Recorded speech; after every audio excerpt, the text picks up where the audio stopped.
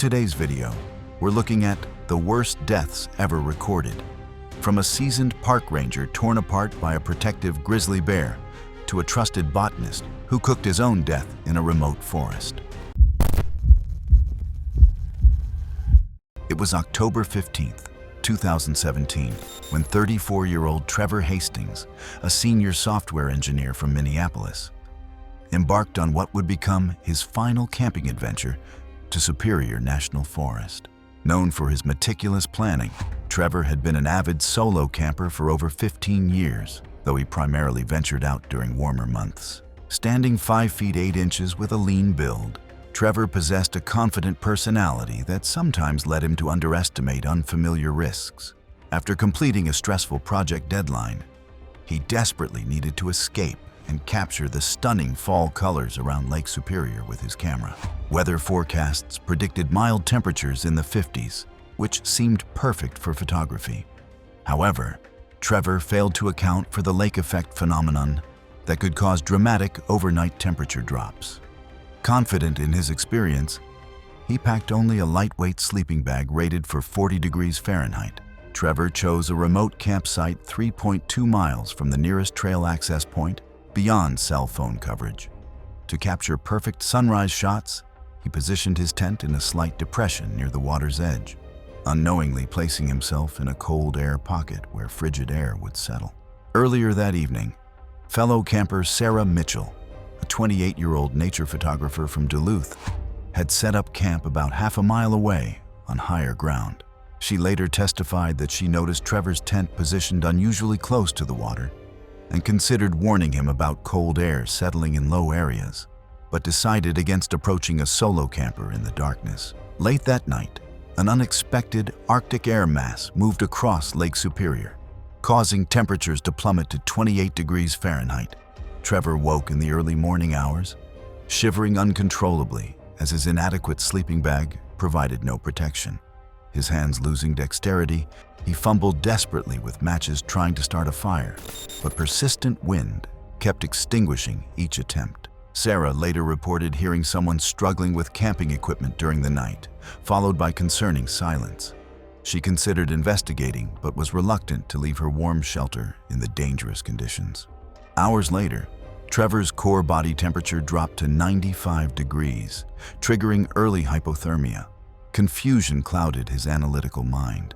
Making a fatal decision, Trevor abandoned his tent and began walking toward his car, believing movement would generate body heat. His coordination deteriorated rapidly as hypothermia progressed, causing him to stumble and fall repeatedly.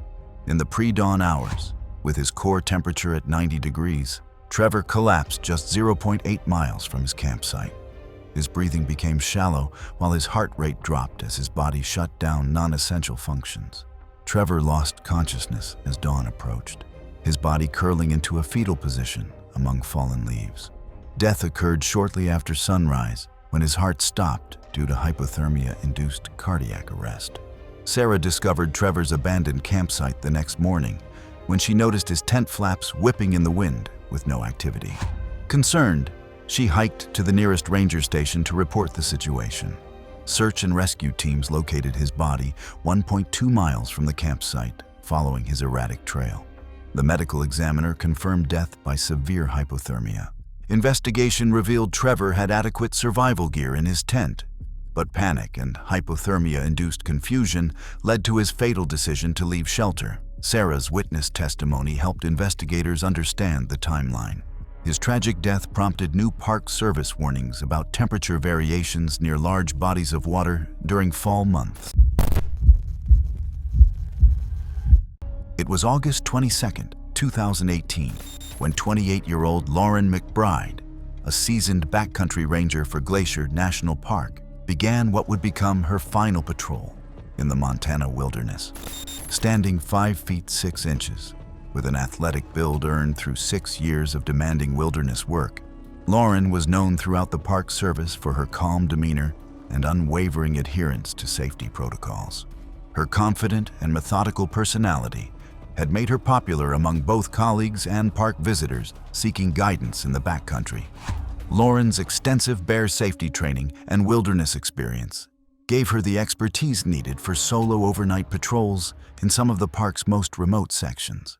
She was conducting a routine inspection of campsites and trail conditions in the park's northwestern section, an area that had recently reported a female grizzly with cubs foraging near popular camping areas. This increased bear activity had prompted enhanced ranger presence in the region.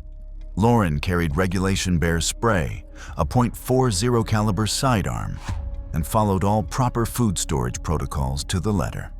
Her designated camping area was positioned 4.7 miles from the nearest road access, deep in prime grizzly habitat. Following standard procedure, Lauren had radioed her position at 6:30 p.m. as required, with her next mandatory check-in scheduled for 8 a.m. the following morning.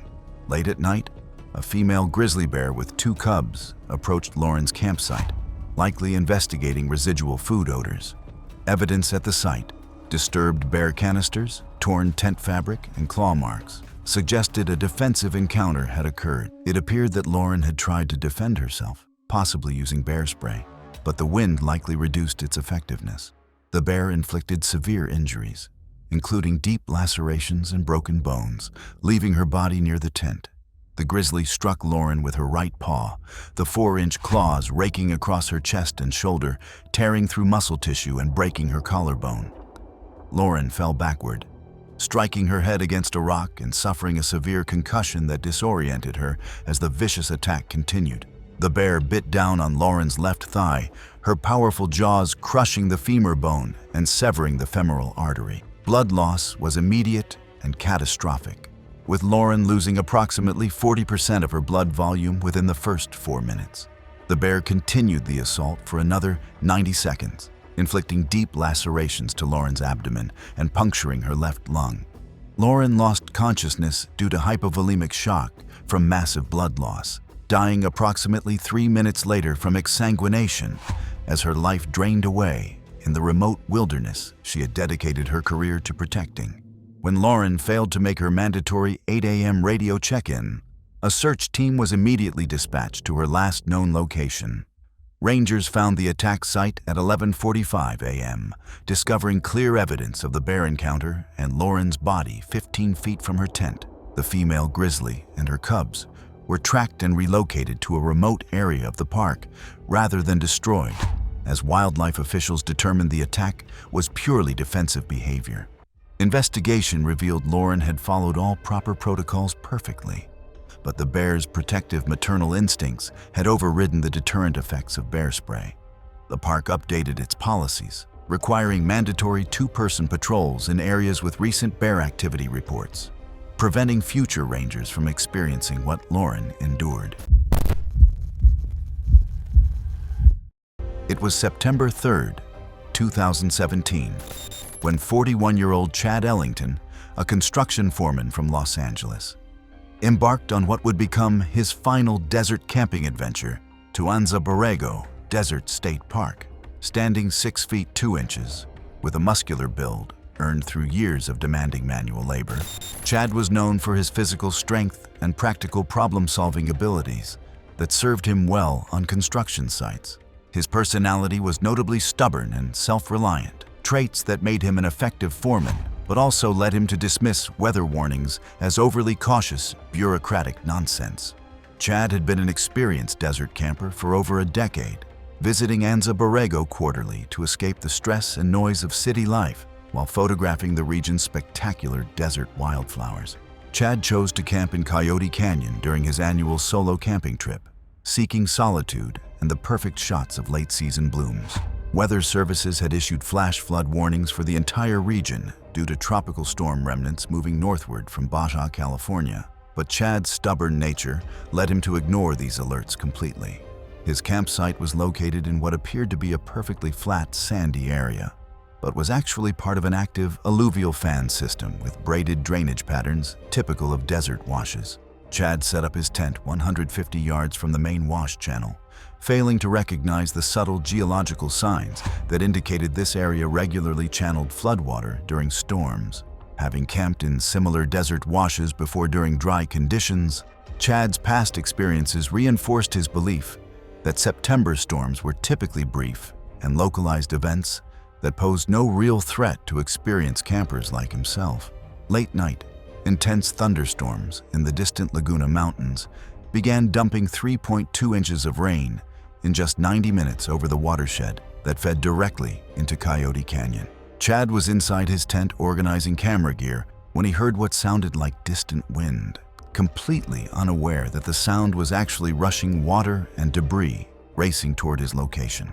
Within minutes, an 8-foot wall of chocolate brown water mixed with boulders and uprooted desert vegetation came surging down the wash at 30 miles per hour. The flash flood struck Chad's campsite with tremendous hydraulic force, instantly flattening his tent and dragging him into the violent torrent before he could react. Chad was swept hundreds of yards rapidly, his body tumbling violently among car-sized boulders and massive desert ironwood logs. The debris-laden water caused a catastrophic blunt force trauma, fracturing his skull, breaking multiple ribs, and crushing his left shoulder as he was repeatedly slammed against rocks. His tent and sleeping bag wrapped around his torso like a straitjacket, preventing him from swimming even during brief moments when he surfaced. Chad aspirated massive amounts of muddy water filled with sand, gravel, and organic debris, completely blocking his airways and preventing any chance of breathing. The relentless flood carried Chad another 1,200 yards through a narrow canyon section where he was repeatedly battered against rock walls.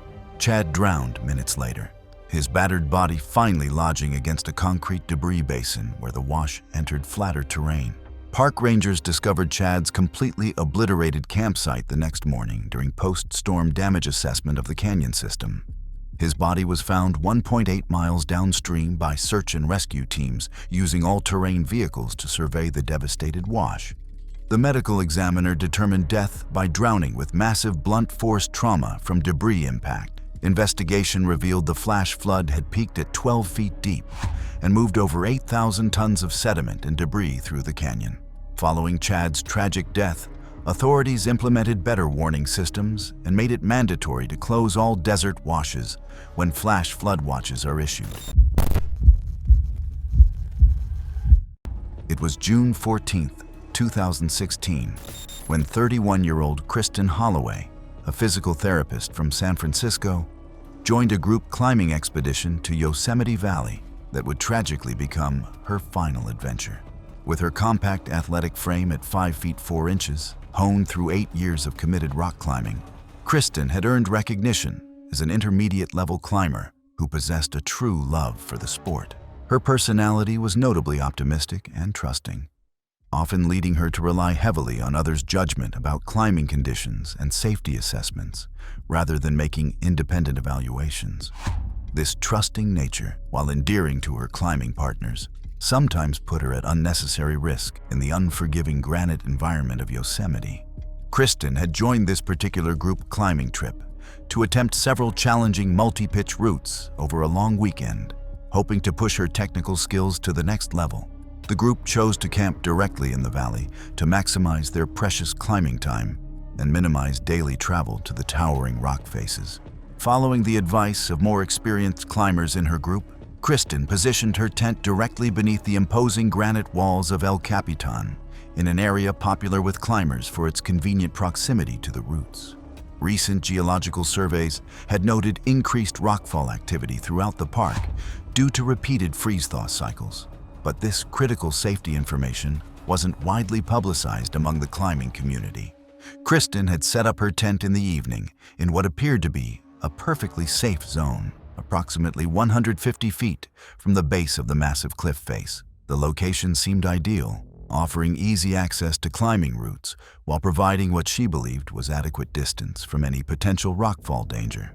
In the early morning hours, thermal expansion from the previous day's intense heat caused a critical stress fracture to develop in a granite slab positioned 800 feet above the valley floor. The initial crack propagated rapidly through the rock face, destabilizing a massive 2,000-pound granite block measuring 4 feet by 6 feet. Kristen was awakened by a sharp cracking sound echoing through the valley, but couldn't identify its source.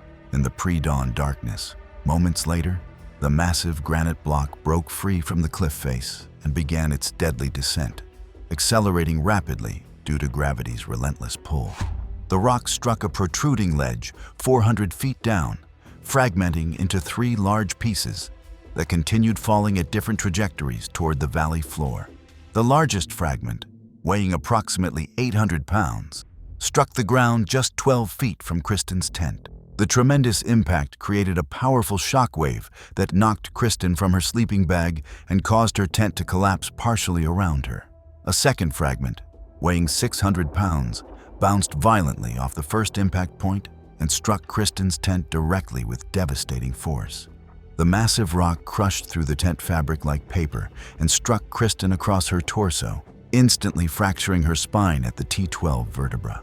The enormous weight compressed her chest cavity completely, crushing her ribs and causing immediate catastrophic internal bleeding from severe organ damage. Other campers were awakened by the thunderous impact and immediately called for emergency assistance. Park rangers and medical personnel arrived within minutes, but could only confirm Kristen's death at the scene. It required specialized equipment and 6 rescue personnel to lift the granite fragment off Kristen's body for recovery.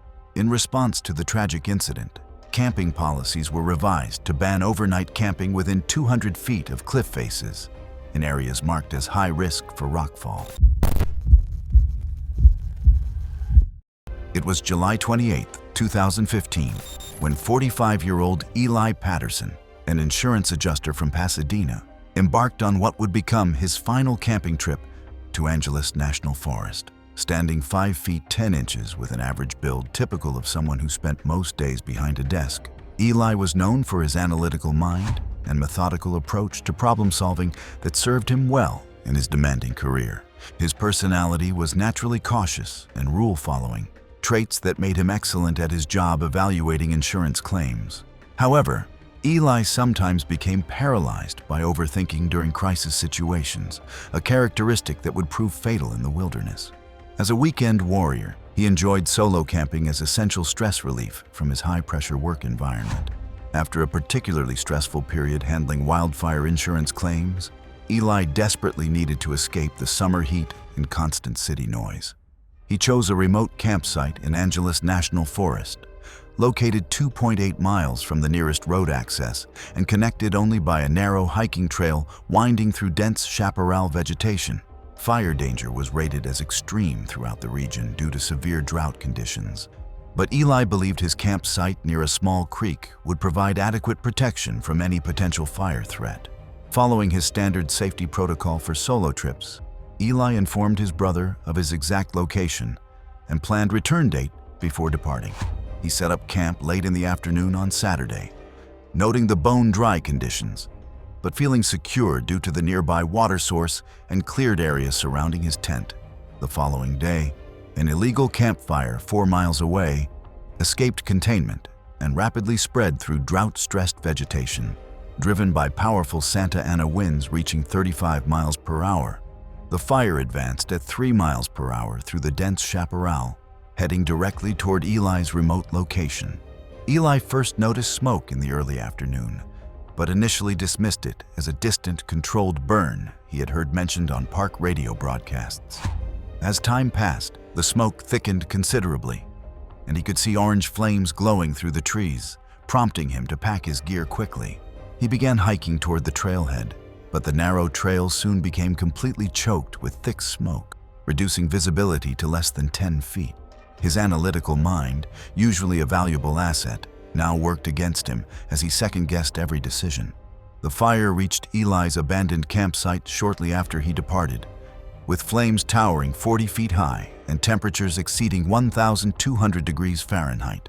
Disoriented in the dense smoke, Eli made a fatal wrong turn, heading deeper into the forest instead of toward safety. As the afternoon progressed, he found himself surrounded by advancing flames on 3 sides. With the fire moving faster than he could navigate through the rugged terrain, Eli sought shelter behind a large boulder, but radiant heat from the approaching inferno caused severe burns to his exposed skin. Superheated air and toxic smoke inflicted devastating respiratory burns, while carbon monoxide poisoning clouded his judgment. He lost consciousness as the fire swept directly over his location. Eli died from smoke inhalation and severe thermal injuries as the flames engulfed the area.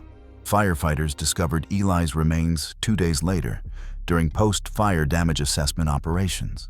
His body was found 0.6 miles from the correct trail, confirming he had become lost in the smoke and panic. The medical examiner determined death by smoke inhalation, with severe thermal burns covering 60% of his body. Eli's tragic passing catalyzed improvements to evacuation procedures and emergency communication systems in remote forest areas.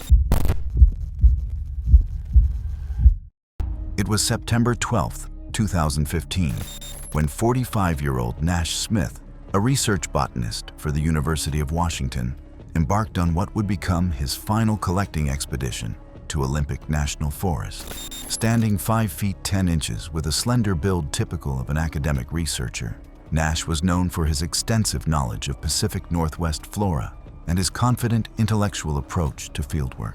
His personality was notably self-assured and scholarly, sometimes leading him to overestimate his expertise in areas outside his primary specialization.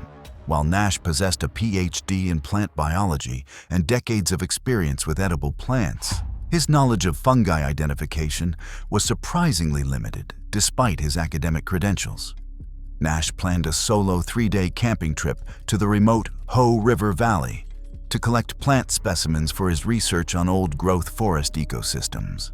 The area was renowned for its diverse mushroom populations, and Nash decided to supplement his camping meals with foraged fungi, confident that his general botanical knowledge would transfer to mushroom identification. His campsite was positioned 3.5 miles from the nearest ranger station, deep in the temperate rainforest environment. Nash carried basic field guides, but relied primarily on his academic training to identify what he believed would be obviously edible species. On Saturday morning, Nash discovered a cluster of pristine white mushrooms with broad caps growing near fallen logs in the damp forest understory. The mushrooms appeared perfect for harvesting, with their clean white appearance and substantial size making them seem like an ideal addition to his planned lunch. Nash fatally misidentified the deadly destroying angel mushrooms, scientifically known as Amanita bisporigera, as harmless oyster mushrooms due to their superficially similar white appearance and broad caps. His academic confidence prevented him from consulting his field guides more carefully. Around midday, Nash cooked and consumed approximately 4 ounces of the poisonous mushrooms as part of his lunch, completely unaware that he had just ingested some of the most lethal toxins found in nature. The amatoxins in the mushrooms immediately began attacking his liver and kidney cells, though symptoms wouldn't manifest for several hours. By evening, Nash experienced the first phase of amatoxin poisoning with severe nausea, explosive vomiting, and violent diarrhea that continued relentlessly through the night. He lost approximately 3 liters of vital fluids, leading to dangerous dehydration and critical electrolyte imbalances. Sunday morning brought a deceptive recovery period where symptoms temporarily subsided, convincing Nash that he had simply experienced food poisoning that was resolving naturally. This false improvement is characteristic of amatoxin poisoning and often prevents victims from seeking emergency medical attention. By Sunday afternoon, the second devastating phase began as amatoxins caused massive liver cell death and acute hepatic failure. Nash developed excruciating abdominal pain, yellowing jaundice, and severe confusion as deadly toxins accumulated in his bloodstream. As Monday dawned, he was in complete liver failure with kidney shutdown, slipping into a hepatic coma as his organs systematically failed. Nash died later that morning from multi-organ failure caused by amatoxin poisoning, alone in his tent deep in the forest. Park rangers discovered Nash's campsite several days later after he failed to return his rental car as scheduled. His body was found in his tent, along with the remaining cooked mushrooms. Toxicological analysis and post-mortem examination of his liver and kidneys confirmed death by amatoxin poisoning, showing massive cellular destruction. Investigators reconstructed the timeline of his symptoms and ingestion based on this evidence. His death led to enhanced educational programs about the extreme dangers of amateur mushroom foraging in national forest areas. It was March 3rd, 2016, in Helsinki, Finland, and the winter evening was quiet. The streets were damp from melting snow, and neon signs reflected off the wet pavement. In the Kallio district, a small fitness center was closing for the night. Jukka Lehtinen, a 52-year-old gym owner known for strict discipline, had spent decades in the fitness business. He was tough on his staff and often called out their mistakes in front of members. His style was old school and unforgiving. A few weeks earlier, he had a heated clash with one of his trainers, Kari Niemi. During a busy session, Jukka accused him of being careless with equipment and unprofessional with clients. He raised his voice and pointed his finger while members watched from nearby machines. The confrontation embarrassed Kari in front of everyone. His face flushed red as he tore off his staff shirt and walked out. He left the gym that day and told others he would never forgive Jukka for what had happened. Jukka followed the same routine every night, and Kari knew it well. After the last members left, Jukka always ended his shift with a solo sauna session. Same pattern, same time, like clockwork. Kari still had a spare key that he never returned. One evening, he slipped inside after hours. The gym was empty and silent. He moved to the sauna's control box and disabled the automatic shutoff that kept the heat from climbing too high. Then he wedged the outside latch with a metal shim so the door could not be opened from inside. He tested it once to make sure it held. Satisfied, he left quietly through the back exit. The following night, Jukka followed his routine. Around 10 p.m., he walked through the locker room with a towel over his shoulder and stepped into the sauna. A cleaner sweeping the hall noticed him enter. At first, nothing seemed wrong. 10 minutes later, the cleaner walked past again and paused. Thick steam was rolling under the door. From inside came dull thumps, heavy and uneven. The cleaner thought Jukka was shifting on the bench or tossing water onto the hot rocks, but the sound sharpened, like fists striking wood. He called out but got no response. The cleaner tugged at the handle, but the latch would not move. It felt jammed tight. Worried, he rushed to the supply closet and grabbed a metal bar used for weight racks. His hands shook as he searched through the shelves. By the time he returned with another staff member, the pounding had stopped. Together, they forced the latch open. The door groaned and then swung outward. A wave of heat surged into the hall, thick and choking. Inside, the benches were soaked. Steam clung to every surface, and the air burned to breathe. Jukka was collapsed on the middle bench, motionless. His skin was flushed a deep red, and his towel was darkened at the edges. Later checks showed the sauna had climbed past 220 degrees Fahrenheit, far beyond safe limits. The cleaner backed away in shock. The room was so hot that they could not stand inside for more than a few seconds. What was once a place of calm had turned into a furnace. Investigators arrived later that night. They found the safety timer had been tampered with, and the latch jammed from the outside. It was not a simple malfunction. Someone had prepared the trap. Tool marks on the control box matched wrenches missing from the locker Kari Niemi once used, and his spare key was recovered during a search of his apartment. He was arrested within days, and the case was ruled a calculated act of revenge. The gym closed for a week. Members spoke in hushed voices about the owner who lost his life in the very place he trusted most. It was September 12, 2015, in Tuscany, Italy, and the hillsides were quiet as evening settled. The air was heavy with the smell of grapes during harvest season. On the edge of Chianti country, a small vineyard was prepared for another long night of work. Running this estate was Paolo Ricci, a 61-year-old co-owner who had spent his life building the family business. Paolo was known for his sharp business sense and stubborn decisions. He ran the vineyard with an iron grip and rarely backed down from a fight. Earlier that year, he forced his cousin, Marco Ricci, out of the partnership after a bitter dispute over finances. Paolo claimed Marco had been mismanaging funds and making poor choices that hurt the business. Many workers whispered that Marco had taken the loss hard. For decades, he had labored in the same fields alongside Paolo, only to watch his name removed from contracts and his influence stripped away. He rarely spoke to the family after the split, but people noticed him walking the edge of the vineyard rows more than once, watching in silence from a distance. Marco knew the property better than anyone. He also knew the dangers inside the underground wine cellar. The sealed stone room held fermenting barrels that released carbon dioxide, a gas heavier than air. If trapped inside without proper ventilation, the buildup could suffocate a person within minutes. Marco had helped design the cellar years earlier, and he remembered every latch, every vent, and every corner. That knowledge became the center of his plan for revenge. On a late summer evening, Marco returned to the estate under the cover of darkness. The The harvest kept everyone distracted in the fields, their voices carrying across the rows. He carried a small tube of industrial glue and slipped into the cellar corridor. The heavy oak door had a simple latch, one that could be sealed quickly by forcing a thin bead of glue directly into the mechanism. He coated it carefully, working slowly to avoid making noise. Then he waited for his chance. That night, Marco approached Paolo with a calm suggestion. The barrels, he said, might be over-fermenting. He urged Paolo to check them before morning or risk losing an entire batch. To a man like Paolo, whose pride rested on the quality of his wine,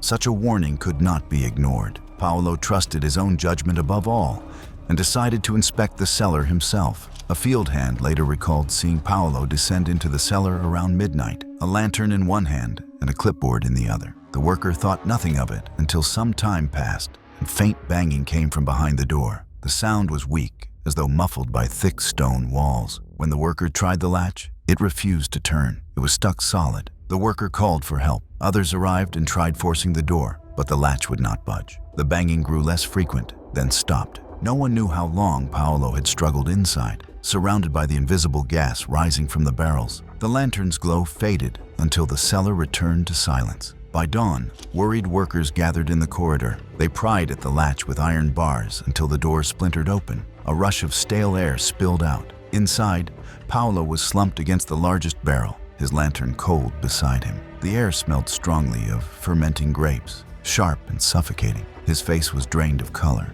his body still. Investigators found the latch had been glued to the mechanism. Traces of the same industrial adhesive were traced to a tube Marco purchased in Siena weeks earlier, and a partial fingerprint in the dried glue matched his record. Confronted with the evidence, Marco admitted he had prepared the trap. He was arrested, and the case was ruled an act of revenge carried out with knowledge only a vintner could possess. The vineyard never stopped. Harvest continued that same week, though workers moved through the rows in silence. For them, the vines were no longer just a source of wine, but a reminder of how one family feud had ended in calculated death. It was July 18th, 2018, in Singapore, and the night air was warm and heavy. Rain from earlier in the evening still clung to the streets, and the glow from streetlights reflected off the wet pavement. At the edge of the central district, the main city library was winding down for the day. Running this busy facility was Daniel Wong, a 44-year-old head librarian known for being methodical, keeping the building's operations running with strict routines and careful oversight. Earlier that year, safety checks revealed repeated problems with the elevators and other systems. The library's maintenance supervisor, Lee Han, had been warned several times to keep up with inspections, but failed to file reports on time. After several missed deadlines, Daniel dismissed him from his position. Lee left the job quietly, but he carried years of technical knowledge of the building and a growing resentment toward the man who had forced him out. Lee knew the library building better than anyone. For years, he had handled its mechanical systems, including the service elevators used by staff to move supplies between floors. He knew every override panel, every interlock, and every shutoff switch hidden in the service corridors. He understood how the safety systems worked and how they could be disabled. Losing his job did not take away that knowledge, and it was that knowledge he would later use for revenge. On a quiet evening, weeks later, Lee entered the library's service area after hours. Using an old access code he had never returned, he bypassed the electronic lock and slipped into the narrow corridor behind the staff elevators. The hallway was dim and silent, lit only by a single emergency light. There, he disabled the safety interlock that prevented elevators from moving when maintenance was underway. He also bypassed the kill switch designed to keep the cab stationary when someone was on top of it. He worked carefully, making sure each wire was disconnected in a way that would not trigger an alarm. The trap was set. He left the building the same way he came in, unnoticed. The next morning, Lee phoned the library's service desk from a prepaid mobile phone. He reported that one of the staff lifts was jammed between floors and acting strangely.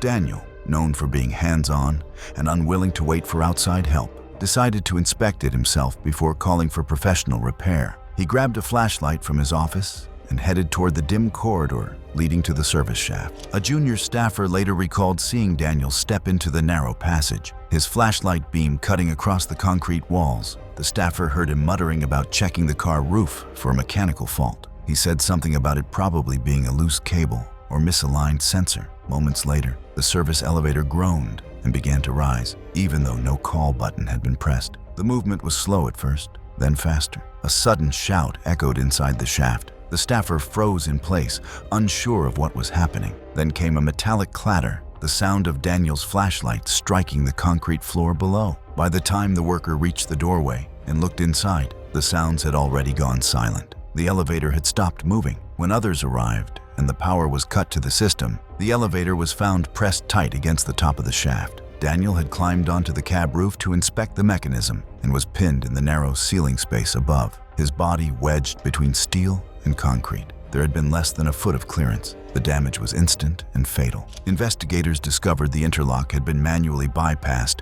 and the kill switch disabled. Security footage showed a man entering the service corridor the night before using an old access code. His build and gait matched Lee Han, the former supervisor. In his apartment, police later found tools coated with grease from the library's elevator system and printouts of the building's mechanical diagrams. He was arrested within a week, and the case was ruled a premeditated act of revenge carried out with technical precision.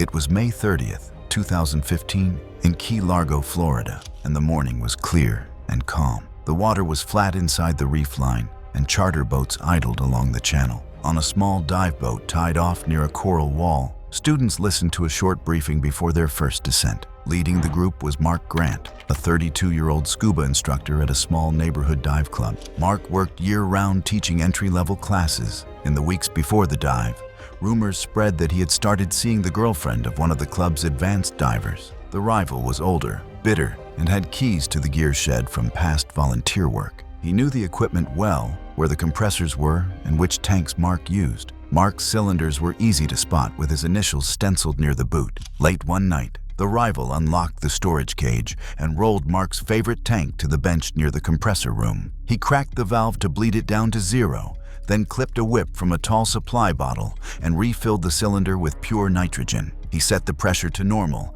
about 3,000 psi, so the gauge would look right in the morning. He wiped the tank with a rag, returned it to the rack, and locked the cage behind him. The swap took only minutes. There was no analyzer on the club table because the class was using standard air, not nitrox. No one would think to test it. The next day, the group prepared for a training dive to 40 feet along a coral wall. Mark checked his gear on the boat deck. He opened his valve, checked his pressure, and took a few breaths from the regulator. Everything seemed normal. Nitrogen feels no different until you're under pressure. The hiss was clean, the gauge read full. The group descended in pairs. An eyewitness student said Mark led at the front, a few yards above the sand. 5 minutes into the dive, his movements changed. He reached for the line but missed. His kicks became erratic. His eyes appeared glassy behind the mask, and his movements lost coordination. He fumbled with his regulator, and it slipped from his mouth. Bubbles frosted his mask as it flooded. A diver next to him tried to donate air with an octopus regulator,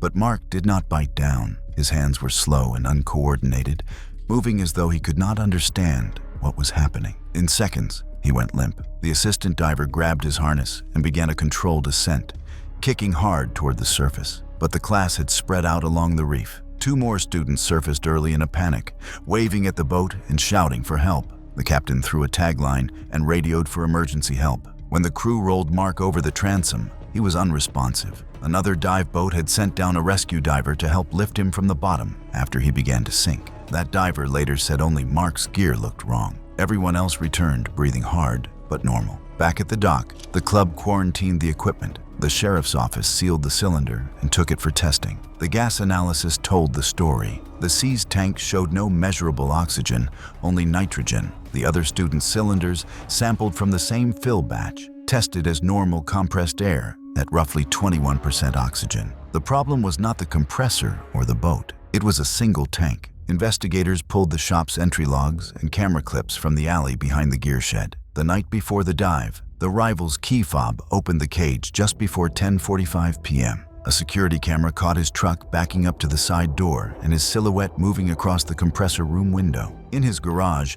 deputies found a valve wrench with fresh tool marks and a partially drained industrial nitrogen bottle used for gas blending. His phone showed a late-night search for an oxygen analyzer, not required for air. Confronted with the test results and the entry logs, He admitted he had swapped a tank to teach him a lesson. He was arrested within days. The case was ruled a premeditated act of revenge carried out with simple knowledge of scuba equipment. The club padlocked its gear shed and posted a sign on the counter: analyzers required for any personal cylinders. Word spread fast along the Florida Keys. Divers talked quietly about how a normal gauge reading and a familiar hiss could still hide an empty breath.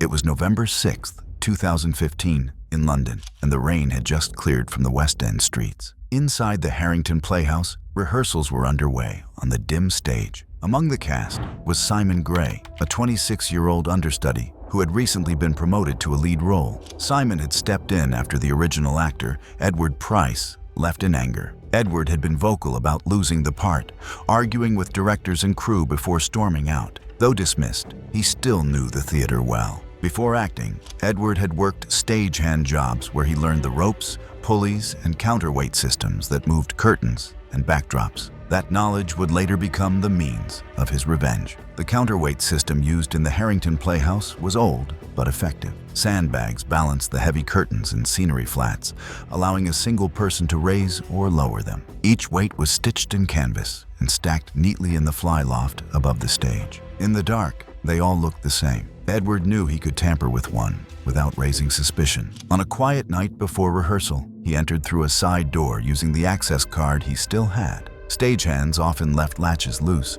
so no one noticed he was inside. He located the set of weights assigned to the main curtain and removed one sandbag. In its place, he hung a look-alike sack filled not with sand, but a solid concrete block weighing nearly 80 pounds. He stitched the canvas tight to hide the shape, brushed dust across the seams, and returned the line to its original position. To the eye, nothing looked unusual. To the hand, the weight felt the same on the rope until it dropped. The following afternoon, the cast gathered for rehearsal. The house lights were dimmed, and only the stage lamps burned. Simon stood at the wing, following cues with the script tucked under one arm. As part of his entrance, he needed to pull the curtain line. Several actors nearby remembered watching him step to the rope, plant his feet, and give it a firm tug. At first, the curtain shifted normally. Then came the sound of a rope hissing through pulleys, followed by a sharp crack overhead. Before anyone could react, the disguised counterweight plunged. It fell straight down the guide track and struck Simon on the top of his head with enough force to collapse him instantly to the stage. His script scattered across the boards as he dropped. One castmate shouted in panic while others froze in silence. A thin cloud of plaster dust drifted from the rafters, stirred loose by the jolt of the falling block. Stagehands who had been adjusting lights rushed forward but stopped short at the sight. The block rolled once before settling, its canvas cover torn to reveal gray concrete beneath. The rehearsal ended in chaos. Someone called for emergency services, while others gathered in small, stunned groups near the footlights. The theater went silent, except for the hum of the old lamps overhead. Investigators later examined the rigging. The weights were cataloged, and only one was abnormal. Tests confirmed the block weighed nearly double the normal counterweight. Security checks revealed Edward's access card had been used at the side door the night before, long after official crew hours. When officers searched his flat, they found stitching tools, leftover canvas, and traces of powdered cement on his workbench. He was arrested within days. The case was ruled a deliberate act of sabotage carried out with knowledge only an insider would possess. It was August 21st, 2017, in Santa Monica, California, and the boardwalk was quiet after midnight. Inside the amusement park, the rides were dark except for scattered service lights. The only machine running was the Thunder Drop roller coaster, a steel track that wound through tunnels and sharp curves. Maintenance crews often sent cars through test runs before opening or after repairs. Running this section was Marcus Allen, a 35-year-old senior ride operator. Marcus had worked the coaster for years and was trusted to oversee safety checks. He also had a reputation among staff for being harsh with junior workers. Several trainees had filed complaints about his bullying, but supervisors rarely acted on them. One of those complaints came from Leah Ramos, a seasonal employee who eventually quit. Her concerns went unanswered, but her brother Ethan worked nearby and had access to maintenance diagrams of the coaster. He studied the track, noting where a blind tunnel passed close to a service platform. That section, hidden from the main midway, became central to his plan. On a night when inspections were scheduled, Ethan entered the service area with a length of steel cable. He stretched it across the tunnel opening at neck height, fastening it tightly to anchor points on either side. The dim bulbs inside the tunnel gave little reflection, and from the front seat of a speeding car, the cable would be almost invisible. Once set, he left through a staff exit. The cable remained taut, waiting. Later that night, Marcus prepared for a routine single-car test run. A janitor working nearby saw him unlock the gate, step into the loading bay, and settle into the front seat. With no passengers and no fanfare, the restraints clicked shut. The car rolled forward, gathering speed as it climbed the first hill. The sound of wheels rattled up the incline and disappeared into the structure. Moments later, the janitor paused his sweeping. The usual echoes of the ride, the roar of descent, and the screech of turns were cut short. Instead, there was a sudden silence, broken only by the ocean wind. Minutes passed until the car coasted slowly back into the station. Marcus sat slumped in the seat. His upper body leaned forward, unmoving. Across his neck was a severe laceration, the cut running straight across. The janitor, stunned, later told investigators he noticed a brief glint inside the tunnel before hearing a sharp snap. The cable had broken loose after the strike, one end dangling from the platform rail. The test run was halted immediately. Park security sealed the coaster and kept workers back. Maintenance crews examined the tunnel and found the remnants of the steel line still bolted at one end, the other frayed from force. Investigators traced the tampering to tool marks, matching wrenches found in Ethan Ramos's garage. Records showed he had obtained the blueprints months earlier through a contractor friend. He was arrested within a week. The case was ruled a calculated act of revenge carried out with precision inside the hidden structure of the ride. The Thunder Drop stayed locked behind steel gates. For weeks, locals walked past the coaster in silence, knowing the ride that once brought excitement had become the stage for a killing disguised as a test. It was March 15th, 2017, when 23-year-old Colton Reeves made the decision that would claim his life. Working part-time at a local electronics store in Detroit, Colton spent most of his free time exploring abandoned buildings throughout the Midwest. His YouTube channel had only 847 subscribers, but he was determined to grow his audience by taking risks that more experienced urban explorers avoided. Colton had always been reckless by nature, the type of person who would climb higher, go deeper, and push boundaries that others respected. His co-workers at the electronics store knew him as someone who craved attention and validation, often sharing stories of his dangerous adventures to impress customers and colleagues alike. The Packard automotive plant had been on his list for months. The massive complex had been abandoned for over a decade, its concrete structure slowly crumbling under the weight of time and neglect. Warning signs surrounded the perimeter, but Colton saw them as suggestions rather than serious deterrents. At 2:30 p.m., he arrived at the derelict facility with his basic action camera, planning to explore the upper floors where few urbexers had ventured. He had researched the location online for weeks, studying floor plans and reading reports from other explorers who had documented the building's deteriorating condition. By 3:45 p.m., Colton had made his way to the 7th floor, his camera recording everything for his planned upload that evening. The concrete supports showed obvious signs of structural damage, with exposed rebar jutting from crumbling walls and ceiling sections that had partially collapsed years earlier. Despite the clear danger, Colton continued forward, drawn to a large hole in the floor that would provide the dramatic footage he needed to impress his small but dedicated audience.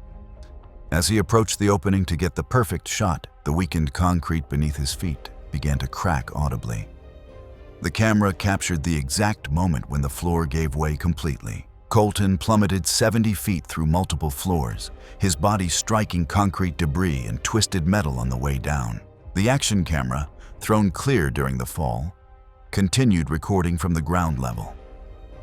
The footage showed Colton's motionless body with compound fractures in both legs, his torso punctured by protruding rebar, and massive head trauma from the impact. He had died within minutes from internal bleeding and traumatic brain injury, alone in the abandoned factory. A homeless individual discovered the body the following morning and called 911.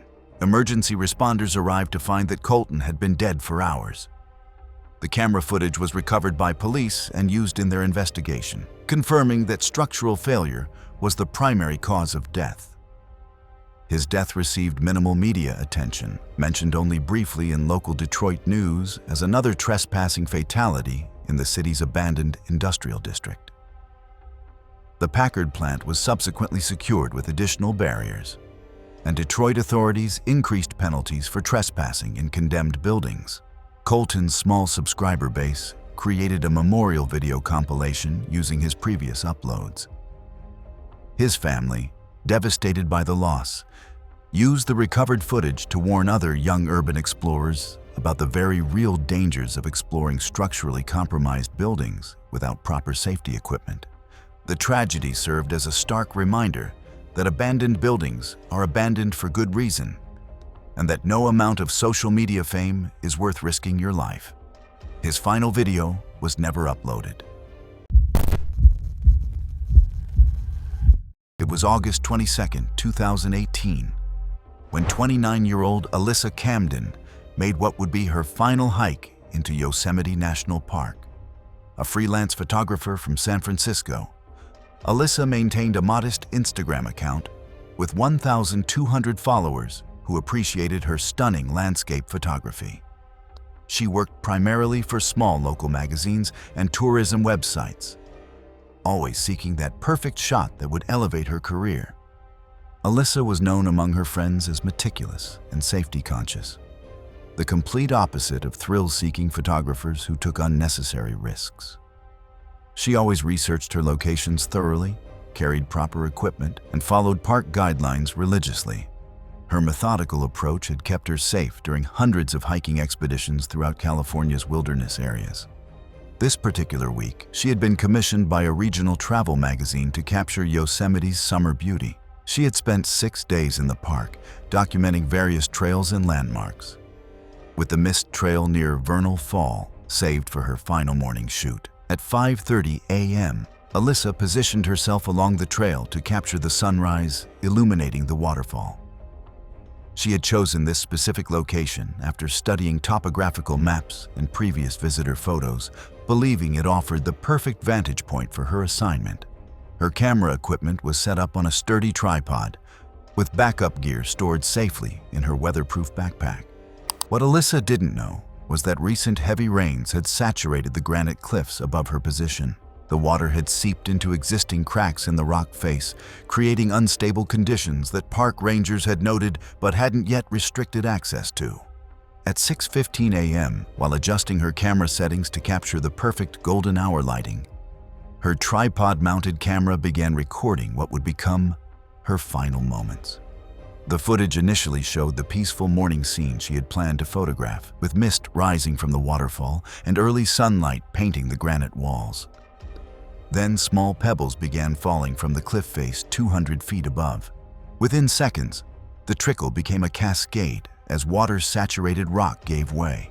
A granite boulder weighing approximately 800 pounds broke free, triggering a devastating rock slide that sent debris tumbling toward the trail below. The camera captured Alyssa's desperate attempt to run towards safer ground, but a basketball-sized rock struck her directly in the head before she could escape the danger zone. The impact caused immediate unconsciousness and severe skull fractures. Her camera, knocked over but still recording from 15 feet away, documented smaller rocks continuing to strike her motionless form for another 45 seconds. Park rangers discovered her body 3 hours later when she failed to check in at the designated time. The medical examiner determined that death was instantaneous from massive head trauma, with the initial rock impact proving fatal before the subsequent debris could cause additional injuries. Yosemite officials recovered the camera footage and used it to study rockfall patterns in the area. The incident led to the installation of early warning systems and temporary trail closures during periods of geological instability. It was November 8, 2016, when 34-year-old Derek Fulton began what would be his final safety inspection at the Houston Petrochemical Refinery, where he had worked for 12 years. Known throughout the facility as meticulous and thorough, Derek took pride in his reputation as someone who never cut corners when it came to worker safety. His colleagues respected his methodical approach and attention to detail that had prevented countless accidents over his career. Derek had started as a maintenance technician straight out of high school, working his way up through the ranks to become one of the facility's most trusted safety inspectors. He was a family man with 2 young children, known for his calm demeanor and systematic approach to problem solving. His wife often joked that he inspected their home with the same thoroughness he brought to work. That morning, Derek was conducting a routine inspection of pressure vessels in Unit 7, wearing his standard-issue body-worn camera to record safety compliance for regulatory documentation. The inspection had been scheduled after monitoring equipment detected minor irregularities in pressure readings during the previous week. Management wanted a comprehensive visual assessment to ensure all systems were operating within safe parameters. The inspection began at 10 a.m., with Derek methodically checking valve systems and pressure gauges throughout the unit. His body camera, designed specifically for industrial environments and capable of withstanding extreme temperatures, recorded every step of his careful examination process. He documented each component visually, following protocols that had been refined over decades of industrial safety practices. Unknown to Derek, a hairline crack in a high-pressure steam line had been gradually expanding due to metal fatigue from repeated temperature cycling over several months. The crack was invisible to the naked eye and hadn't been detected by routine maintenance inspections. The pipeline carried superheated steam at 450 degrees Fahrenheit, under 600 pounds per square inch of pressure. At 10:47 a.m., Derek's inspection protocol positioned him directly adjacent to the compromised pipeline when the catastrophic failure occurred. The heat-resistant body camera recorded the exact moment the steam line ruptured, releasing a massive blast of superheated steam that engulfed his upper body instantly. The footage captured the initial explosion of steam as it tore through the air at tremendous velocity. Within seconds, Derek's protective equipment was torn away by the sheer force of the pressurized steam. The extreme heat caused immediate third-degree burns across 60% of his torso, arms, and face, while his work clothing began to melt from the intense temperature. The camera continued recording as Derek inhaled the superheated vapor, causing severe respiratory burns that led to rapid swelling of his airways and throat. The thermal shock to his system was immediate and overwhelming.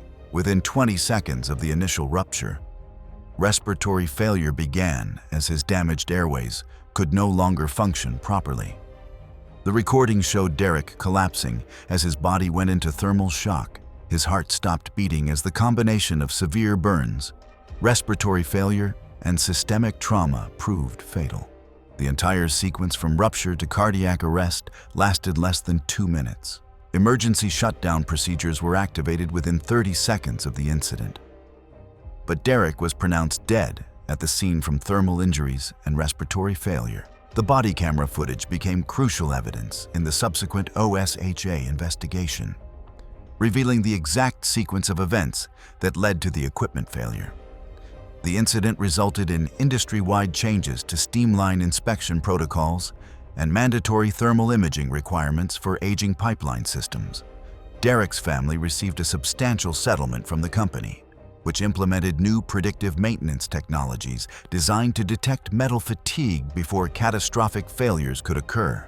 His recorded final inspection became a training tool used across the petrochemical industry, demonstrating the critical importance of equipment monitoring and the devastating consequences when safety systems fail. It was June 14, 2019, when 26-year-old Vanessa Lee prepared for what would be her final skydive at Paris Valley in California. Working as a marketing coordinator for a mid-sized advertising firm in Los Angeles, Vanessa used weekend skydiving as her escape from the high-pressure corporate world. With 89 jumps under her belt, she was considered an intermediate skydiver who took the sport seriously and followed all safety protocols. Vanessa had discovered skydiving 3 years earlier during a company team-building event. What started as a one-time thrill quickly became her passion and primary stress relief. Her co-workers knew her as detail-oriented and methodical, traits that served her well both in marketing campaigns and in skydiving. That Saturday morning, she was participating in a formation skydiving training session designed to improve her group flying skills. The session included 6 experienced skydivers, working on complex formations under instructor supervision. Vanessa wore a basic helmet-mounted camera to review her technique later, a common practice recommended by instructors. The jump was planned from 13,000 feet, with perfect weather conditions, including clear skies and minimal wind. Pre-jump equipment checks appeared completely normal, with Vanessa's main parachute, reserve chute, and automatic activation device all passing standard safety inspections. What nobody knew was that her main parachute had been packed by a recently certified rigger who had made a critical error in the suspension line configuration. The mistake was subtle enough to pass visual inspection, but would prove fatal during deployment. At 12,500 feet, the helmet camera recorded the formation practice proceeding exactly as planned.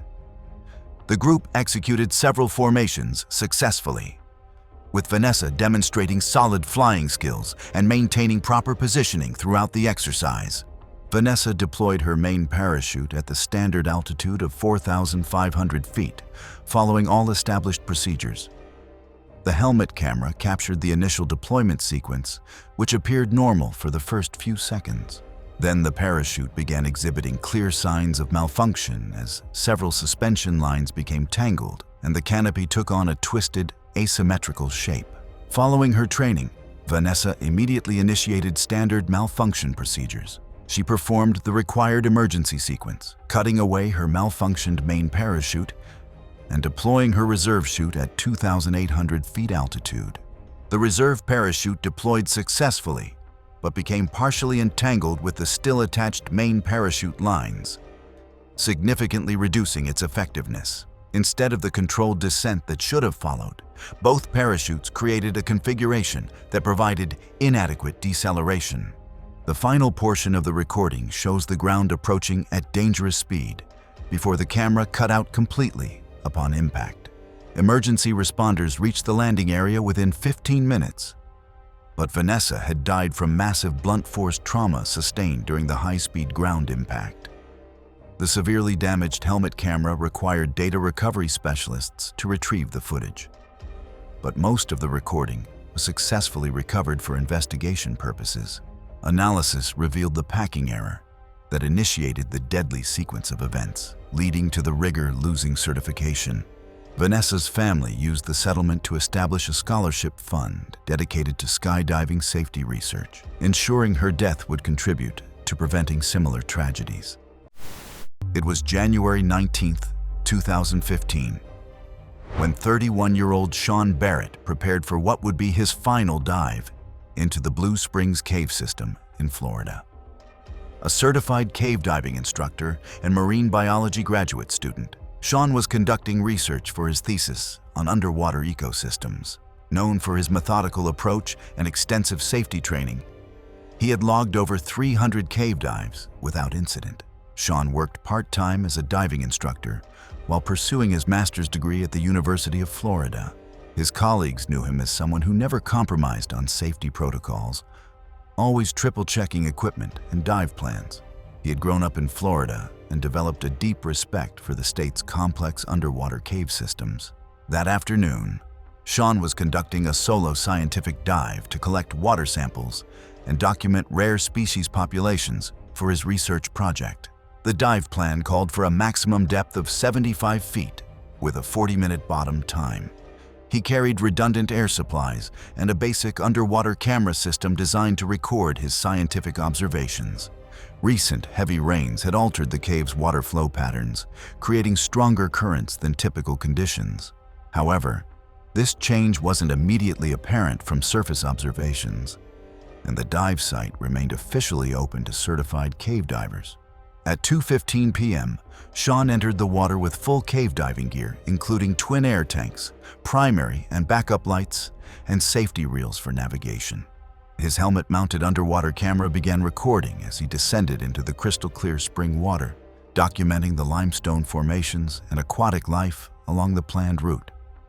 22 minutes into the dive, the underwater camera recorded Sean encountering an unexpected restriction in the cave passage that hadn't appeared on previous survey maps. The recent flooding had deposited debris and shifted sediment, narrowing the passage beyond what his twin tank configuration could safely navigate. The footage shows Sean attempting to carefully maneuver through the tightened opening, but his equipment became wedged between limestone formations. As he tried to back out, his movement stirred up fine sediment from the cave floor, creating a complete silt-out that reduced visibility to absolute zero. The camera captured his increasing air consumption as stress elevated his breathing rate. Standard cave diving protocol required him to remain calm and work systematically to free himself, but the restriction had him trapped more securely than initially apparent. His attempts to reverse course only wedged his gear more tightly. The final 8 minutes of footage show Sean's air supply gauges dropping to critical levels as he exhausted his primary air source and switched to his backup supply. Despite his extensive training and experience, the combination of physical entrapment and zero visibility created a situation from which he could not escape. The camera recorded his final moments as his backup air supply ran out, leaving him unable to breathe in the underwater cave. Death came from drowning when his air supply was completely depleted while still trapped in the restriction. A search team located Sean's body 14 hours later when he failed to surface at the planned time. He was found still wedged in the restriction with his camera equipment intact and the entire incident recorded. Analysis revealed that recent flooding had deposited debris that narrowed the passage beyond safe navigation limits. The incident led to updated protocols requiring buddy system diving and mandatory flow condition assessments. Blue Springs implemented additional restriction markers based on lessons learned from Sean's final dive. It was September 3rd, 2018, when 28-year-old Maya Ellington began what would be her final safety inspection at a mid-rise residential construction project in Seattle.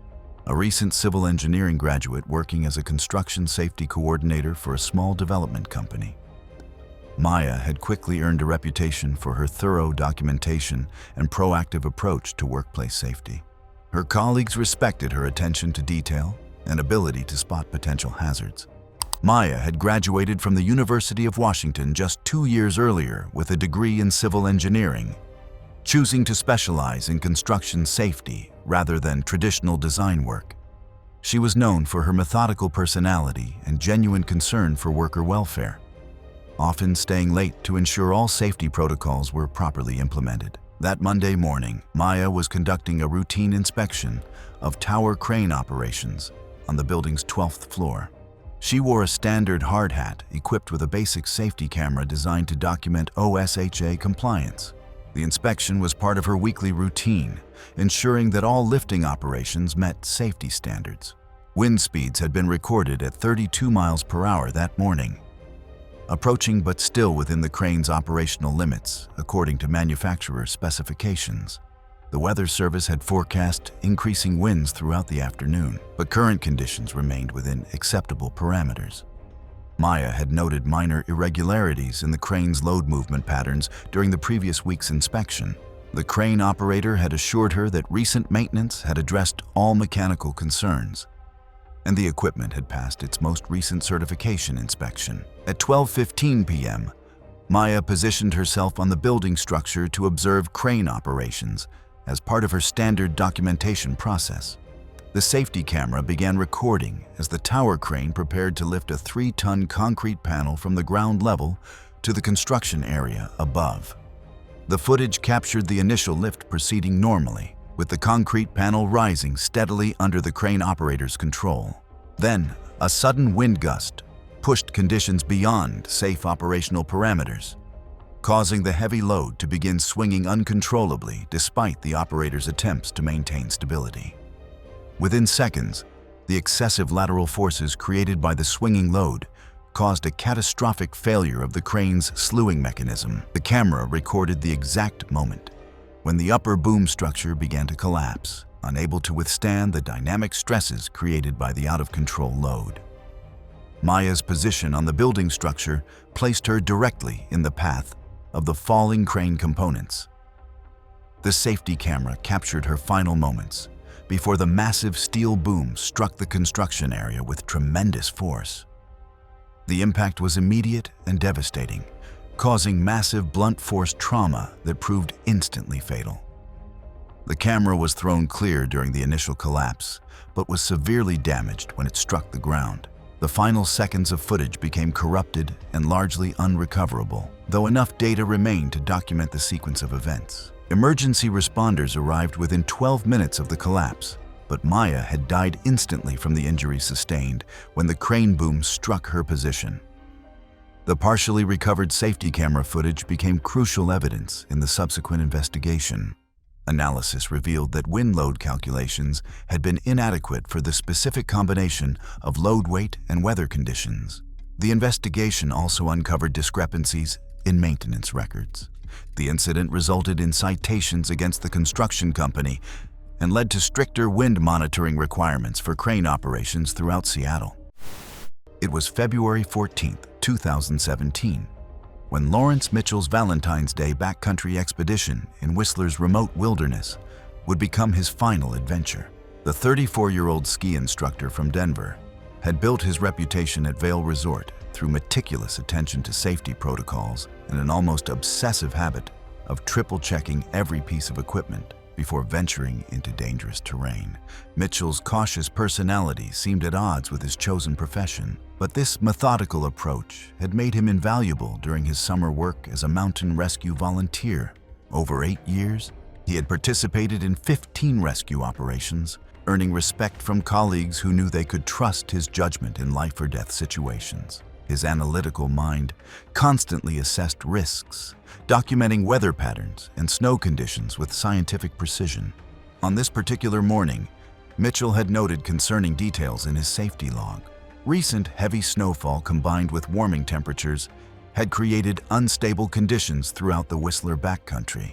Despite these red flags, his extensive experience suggested the risks were manageable with proper precautions and conservative route selection for what he privately considered his most important expedition ever. Mitchell never traveled alone, adhering to his own strict safety rules. His longtime skiing partner accompanied him on what was planned as a celebration of their friendship before Mitchell proposed to his girlfriend the following weekend. The engagement ring waited safely at home, as Mitchell refused to risk losing it in the backcountry. At 11:47 a.m., the pair were carefully traversing a 30-degree slope when disaster struck without warning. Mitchell's skis triggered a massive slab avalanche that fractured 150 meters wide across the mountainside. The initial crack appeared just 10 feet above him, releasing a 3-foot-deep layer of consolidated snow that had been waiting for the slightest disturbance. Mitchell immediately attempted the textbook response, skiing perpendicular to the slide path to escape the debris flow. But avalanches move with terrifying speed, and within seconds the churning mass of snow caught him, accelerating to 40 miles per hour as it swept down the mountain. The avalanche carried Mitchell 400 vertical feet through a gauntlet of broken branches and rocky outcroppings. His body tumbled violently in the debris flow, while his avalanche beacon continued transmitting its life-saving signal. When the slide finally stopped, Mitchell lay buried under 4 feet of concrete hard snow, his ribs fractured and internal bleeding compromising his to breathe in the confined space. His partner immediately activated emergency protocols, using his avalanche transceiver and probe to begin the desperate search. 18 agonizing minutes passed before he located Mitchell's position beneath the compacted debris and began probing to confirm the exact location. Weather conditions delayed helicopter rescue teams for 2.5 hours, forcing the partner to begin the exhausting work of digging alone with his avalanche shovel. When rescuers finally arrived, they needed an additional 90 minutes to carefully extract Mitchell from his snow tomb.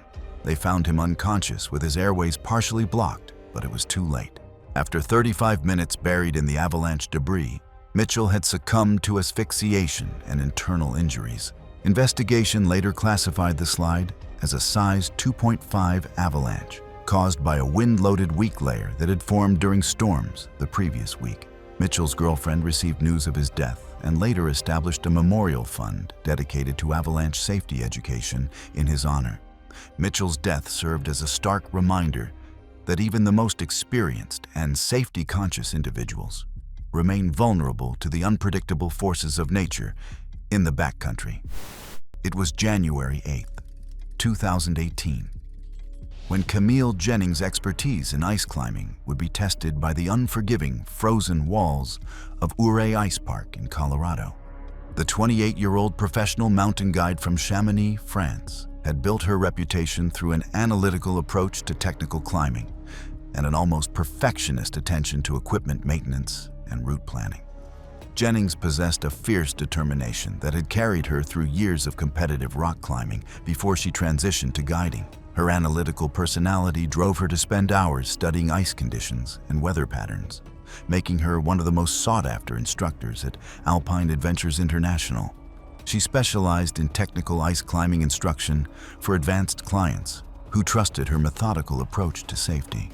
On this frigid morning, temperatures had dropped to -8 degrees Fahrenheit following several days of freeze-thaw cycles. Jennings documented the potentially brittle ice conditions in her route notes, but considered them within acceptable parameters for the rigid designator, a grade WI4+ route she had successfully completed over 20 times during her 3 seasons in Colorado. 2 experienced clients accompanied Jennings on the multi-pitch climb, both seasoned mountaineers who had specifically requested her guidance on this challenging route. Her reputation for thorough preparation and conservative decision-making had made her popular among serious climbers seeking to push their limits safely. At 2:23 p.m. on the second pitch, Jennings was leading the climb when disaster struck without warning. Her ice screw anchor pulled out of aerated ice just 15 feet above her last protection point. The anchor failure occurred in a section of poorly bonded ice that appeared solid from the surface, but lacked structural integrity beneath. She fell 20 feet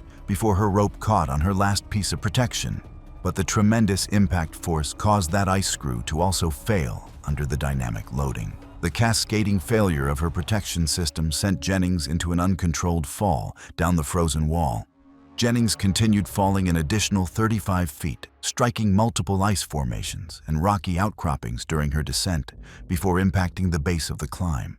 Her body hit the frozen ground with devastating force, suffering severe spinal fractures that caused immediate paralysis. The impact also caused massive internal bleeding and traumatic brain injury from striking ice ledges during the fall. Her clients immediately called for emergency rescue while rappelling down to reach Jennings' position at the base of the climb. They found her unconscious on the frozen ground, her climbing helmet severely damaged from multiple impacts with the ice formations during her fall. Ouray Mountain Rescue Team arrived within 45 minutes, their response time hampered by the technical nature of accessing the accident site. However, they confirmed that Jennings had died from her injuries within minutes of the impact. Investigation revealed that recent temperature fluctuations had created poor ice quality throughout the park. The freeze-thaw cycles had formed layers of aerated ice that appeared solid but lacked the structural integrity needed to support climbing anchors under dynamic loading. The climbing community responded to Jennings' death by establishing improved ice condition assessment protocols and implementing mandatory redundant anchor systems for guide services. Her climbing partner completed their planned expedition to the Canadian Rockies the following season, carrying Jennings' ice tools to honor her memory and dedication to the sport she loved. It was December 3rd, 2016, when Victor Harrington's decades of ski jumping expertise would be tested on the 65-meter hill at Utah Olympic Park in Park City. The 31-year-old former Olympic ski jumper from Norway had transitioned from competition to coaching, dedicating his post-athletic career to developing the next generation of American ski jumpers.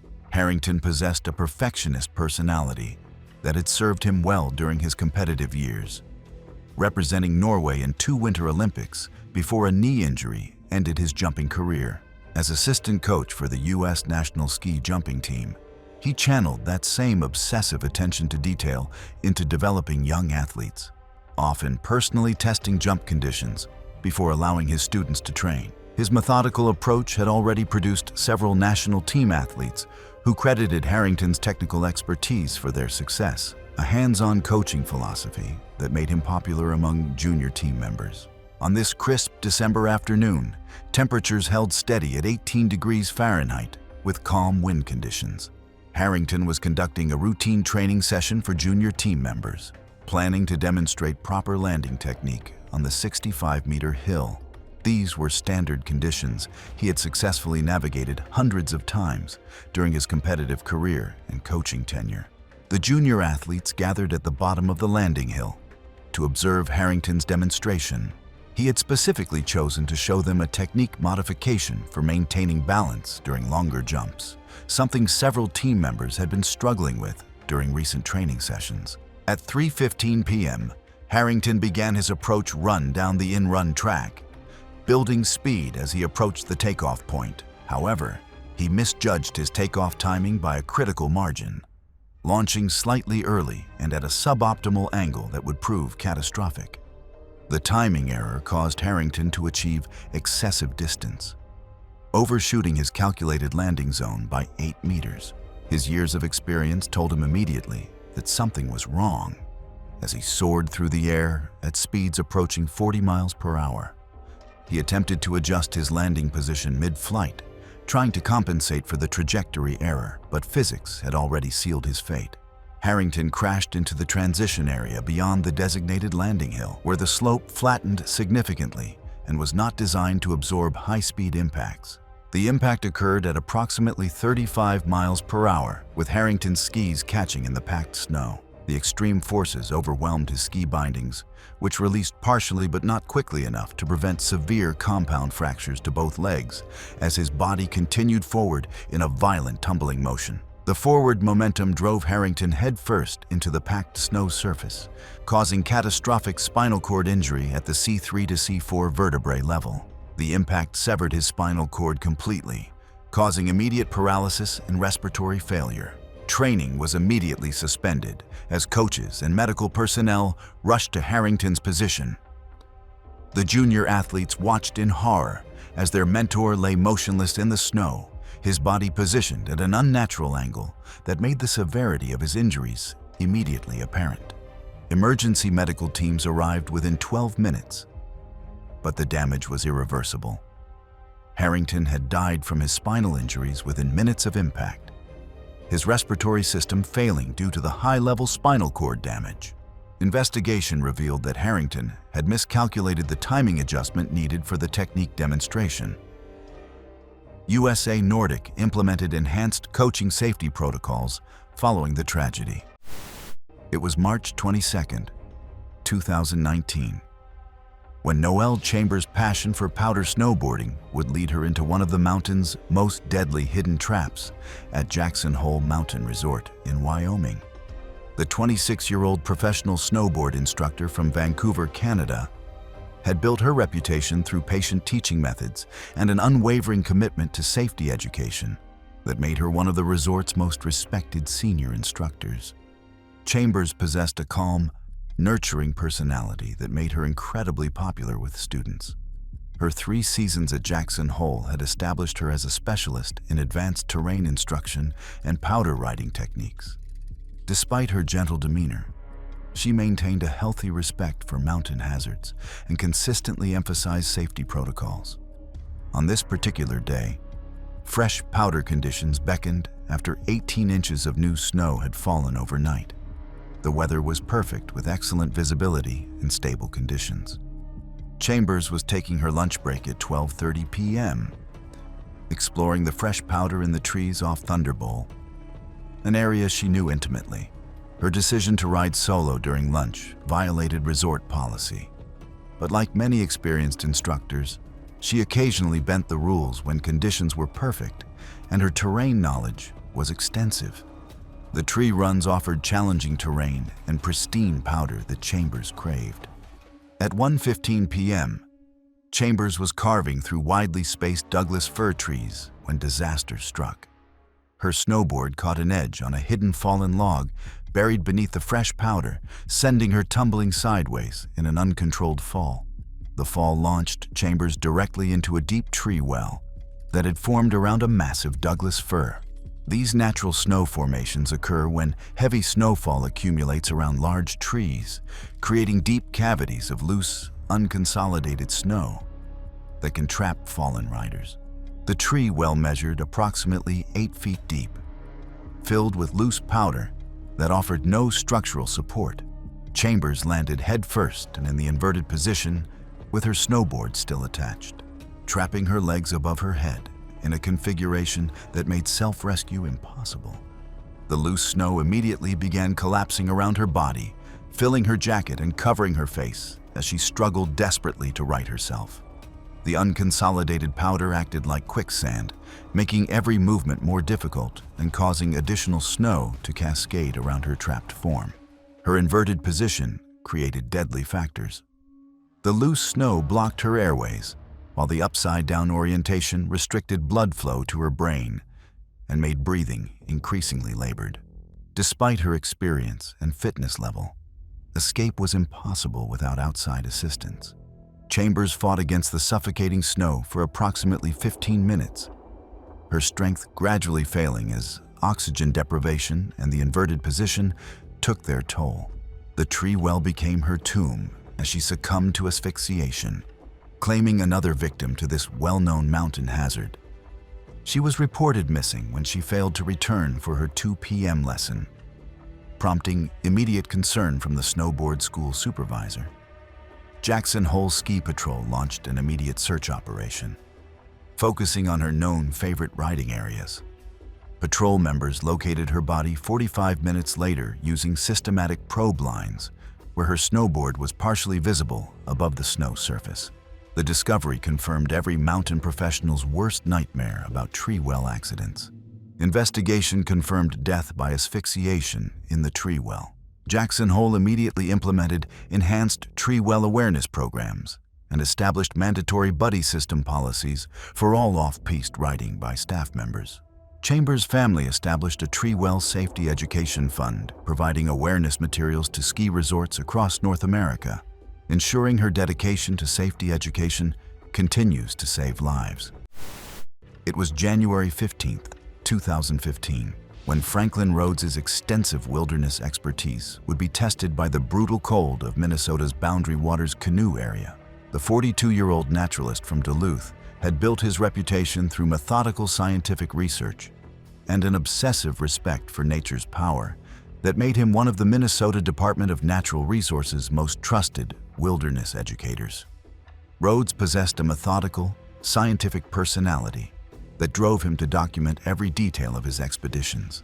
His comprehensive knowledge of winter survival techniques had made him invaluable for training wilderness guides in cold weather safety protocols. Colleagues respected his cautious approach and meticulous preparation that had kept him safe through dozens of winter expeditions. On this frigid January morning, weather forecasts predicted temperatures dropping to -20 degrees Fahrenheit with possible snow squalls. Rhodes was embarking on an approved 3-day research expedition to document winter wildlife patterns. Skiing established routes through designated wilderness areas. His scientific approach meant carrying comprehensive emergency equipment and filing detailed trip plans with park rangers. The expedition represented routine work for Rhodes, who had successfully managed similar conditions in previous winters. On day 2 at 1:30 p.m., Rhodes was crossing a beaver pond when disaster struck. His skis broke through thin ice that had appeared solid, plunging his legs and lower torso into 33-degree water that immediately began soaking through his clothing layers. Rhodes immediately began emergency warming procedures, drawing on years of cold weather training. However, when he opened his waterproof pack to retrieve spare clothing, he discovered a small tear in the pack's liner had allowed moisture to penetrate, causing his backup socks and base layers to freeze solid overnight. Despite the setback, Rhodes successfully built an emergency fire using his prepared tinder and kindling. The flames provided crucial warmth, but strong winds and limited natural windbreaks made maintaining the fire increasingly difficult.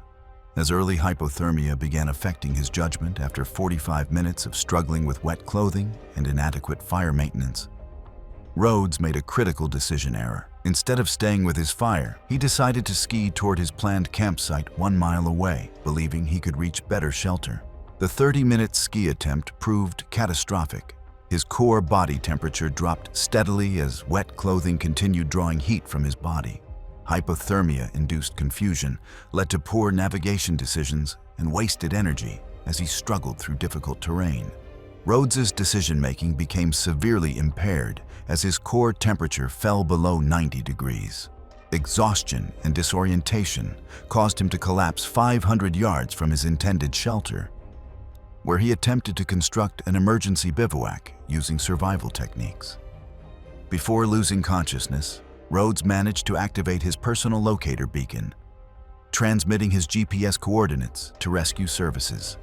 The device represented his final act of clear thinking as hypothermia claimed his cognitive abilities. Search and rescue teams received the beacon signal and located Rhodes 6 hours later. They found him in a partially constructed emergency shelter, but medical examination confirmed he had died from severe hypothermia, with his core body temperature having dropped below 80 degrees. Investigation revealed that equipment failure and decision-making under stress had contributed to the tragedy. The Minnesota Department of Natural Resources implemented enhanced cold weather training requirements, emphasizing decision-making under stress. Rhodes's colleagues established a wilderness safety training program in his memory, ensuring his dedication to proper preparation continues to educate future wilderness professionals. It was November 12, 2018, when Elena Whitmore's dedication to sliding sports safety would be tested by a catastrophic equipment failure at Whistler Sliding Center in British Columbia, Canada. The 29-year-old former Olympic luger from Calgary, Alberta, had transitioned from competition to safety coordination, dedicating her post-athletic career to ensuring track conditions met the highest international standards for athlete protection. Whitmore possessed a detail-oriented personality with an unwavering commitment to athlete safety that had made her invaluable to the International Luge Federation. Her technical expertise came from years of competitive experience, having represented Canada in luge competitions before recurring back injuries ended her athletic career at age 28. As a certified track operations specialist, Whitmore was known for conducting additional safety inspections beyond required protocols. Her colleagues respected her meticulous approach to documentation and her willingness to spend extra hours ensuring every detail met international competition standards. On this crisp November afternoon, Whitmore was supervising pre-season track preparation at the Whistler Sliding Center. The facility was undergoing standard ice application and barrier inspection procedures before opening for training runs. Track conditions were being optimized with proper ice thickness and banking angles. At 4:20 p.m., Whitmore was conducting a final walking inspection of Turn 13 during the designated maintenance period when disaster struck. A maintenance cart being used to transport ice resurfacing equipment experienced a catastrophic brake system failure on the steep track gradient above her position. The 800-pound maintenance cart, loaded with ice-making equipment, began rolling uncontrolled down the track toward Whitmore's location. The cart accelerated rapidly on the steep banking, reaching approximately 15 miles per hour as it approached the turn where she was documenting barrier conditions. The runaway cart struck Whitmore from behind as she knelt beside the track barrier, taking measurements. The impact launched her against the concrete barrier wall with tremendous force, causing immediate severe head trauma and spinal injuries at the cervical level that compressed her spinal cord. She was then crushed between the heavy maintenance cart and the concrete barrier, suffering additional traumatic injuries to her torso and internal organs.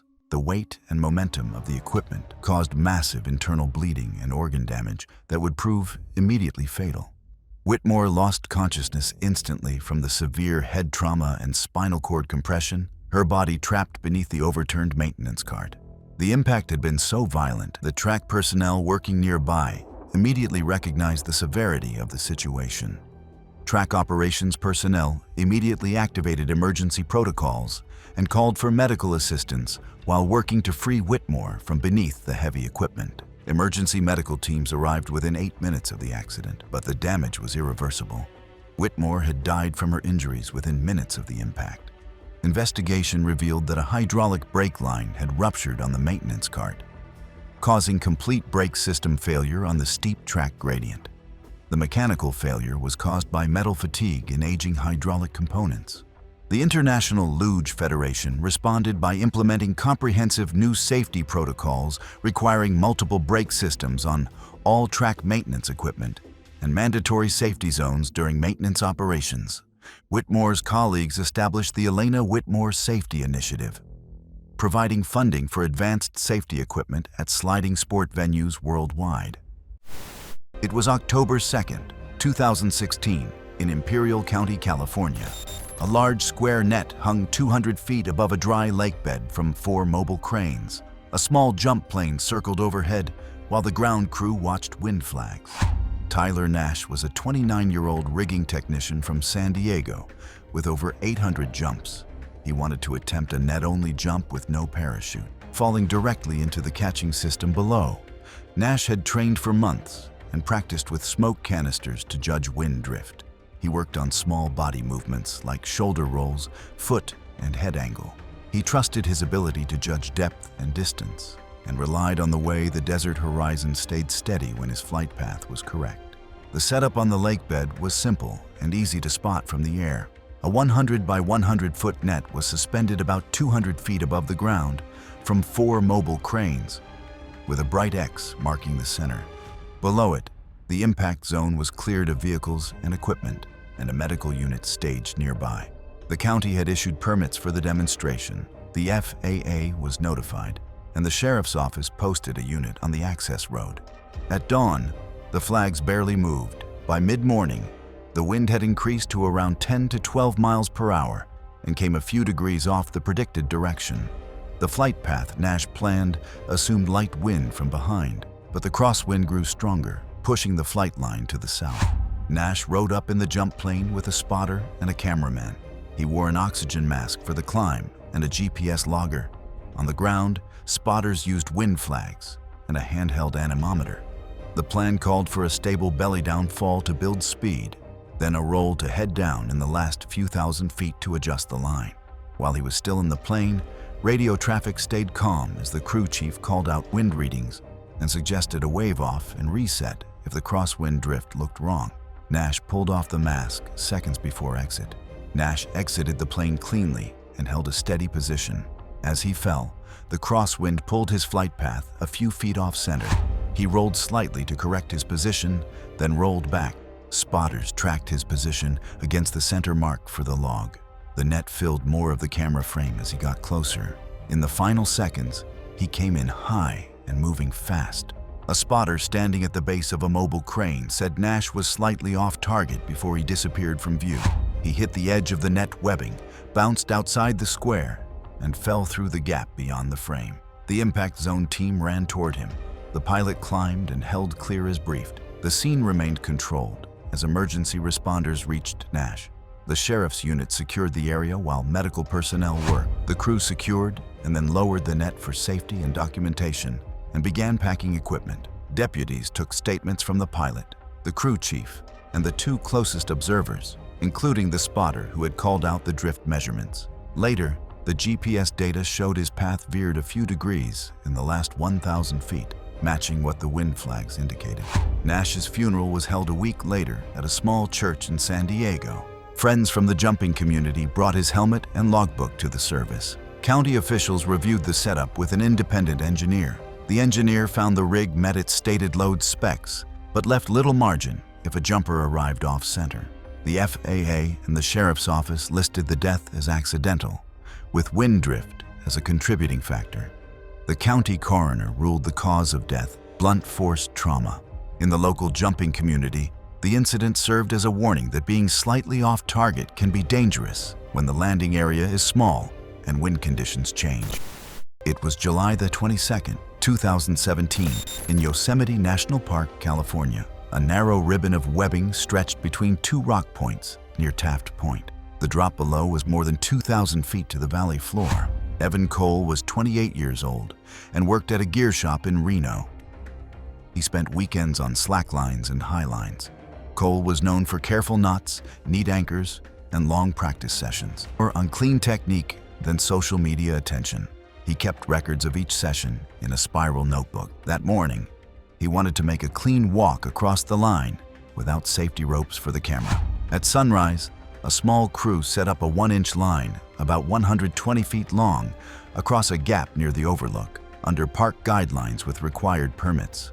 They built 2 separate anchor systems using slings, bolts, and backup webbing, with edge protection at contact points.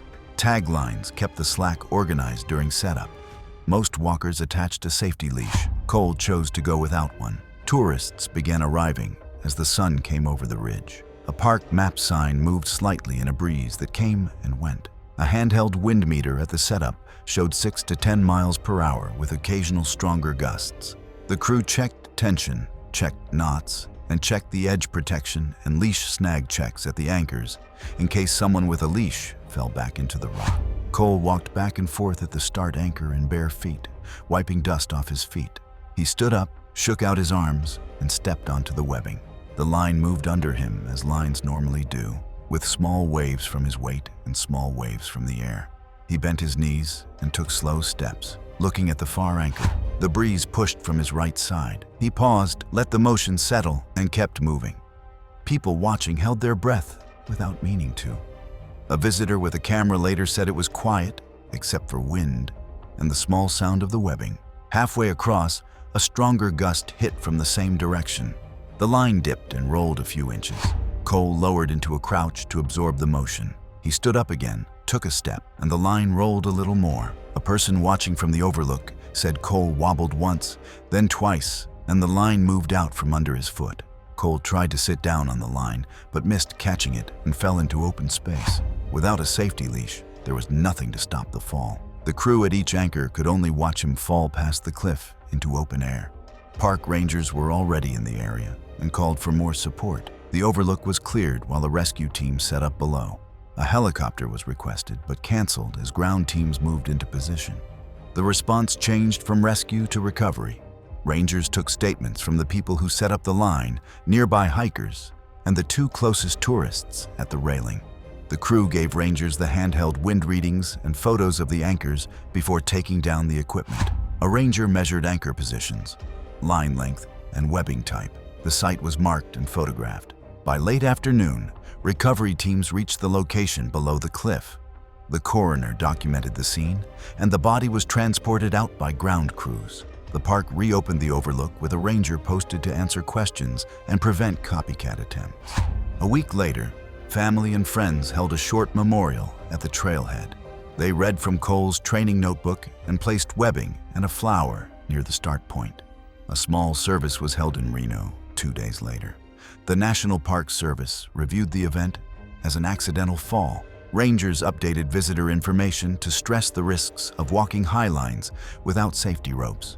The county coroner listed the cause of death as blunt force trauma. Among local slackliners, the incident became a rule. Wind plus height increases risk without a safety leash. Crews added one more check to their routine. If wind stayed above single digits, they attached safety lines or packed up. It was September 10, 2015, in the Lauterbrunnen Valley, Switzerland. Clouds sat high over steep walls that dropped more than 2,000 feet to the meadows and a narrow road below. Daniel Price was 31 years old and worked as a software tester. He was taking time off from work.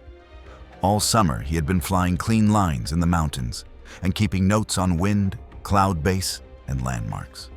He preferred steady plans over last-second choices and skipped exits that looked busy or gusty. He wanted one clean valley run before flying home. 2 friends hiked with him to the jumping spot just after sunrise. The air felt cool, and the wind at ground level moved the grass lightly. From the spot, they could see a big piece of rock that stuck out, then a line of trees on a slope. The plan was simple: fly left of the rock, go over the trees, and clear the road with plenty of room. They laid out the wingsuit and checked zippers, booties, and grippers. A small helmet-mounted camera recorded the exit and flight, and a small GPS logger sat under the suit. One friend stayed at the exit with a camera on his head. The other drove down and set a tripod at a pullout along the road to film from below. Cell coverage worked at the valley floor, so they kept a phone open for basic updates. Wind looked light, Leaves moved, but there were no strong gusts or swirling air in the nearby trees. The clouds stayed high and steady. Price practiced the path with his hands. A smooth push, quick speed up, then a slight left to miss the big rock, and a gentle right to go over the trees. He clipped his visual altimeter to his wrist, set an audible in his helmet, and stepped to a known exit notch used by locals. Price pushed off cleanly and reached flight in seconds. From the camera at the ledge, his suit gained speed, and the valley opened under his path. He angled left toward the shoulder of rock. The line looked accurate and tight. As he crossed the big rock, the suit flew close to the wall. A small fix came late, and the path stayed near the stone longer than planned. From the field below, a farmer looked up at the sound of wind moving over fabric. The roadside camera showed a brief hit with rock, a change in direction, and then a crash out of view. His friend at the ledge called the friend at the road, who called emergency services. A rescue helicopter was requested.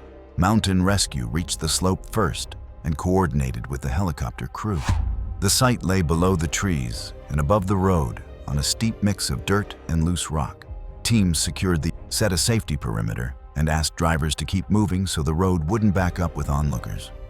Police took statements from the two friends, the farmer, and two drivers who had pulled into the same roadside turnout as the tripod. The friend at the road handed over the tripod footage and the timestamps. The friend at the exit provided the helmet video and a copy of the GPS file. Weather notes from that morning were written in a pocket notebook and matched the light wind that locals reported. By early afternoon, rescue teams finished the recovery and moved equipment back to the road. The helicopter was sent away. Police marked the jumping spot, the flight path along the wall, and the area above the trees where the path changed. They measured distances so the pictures could be matched to the records later. The next week, Price's parents held a small cremation in their hometown. Co-workers joined by video and sent a simple wreath. His friends shared the last GPS track and said he had kept to the plan until the left-hand section near the buttress. Cantonal Police and Mountain Rescue documented the GPS, the weather notes, and both videos.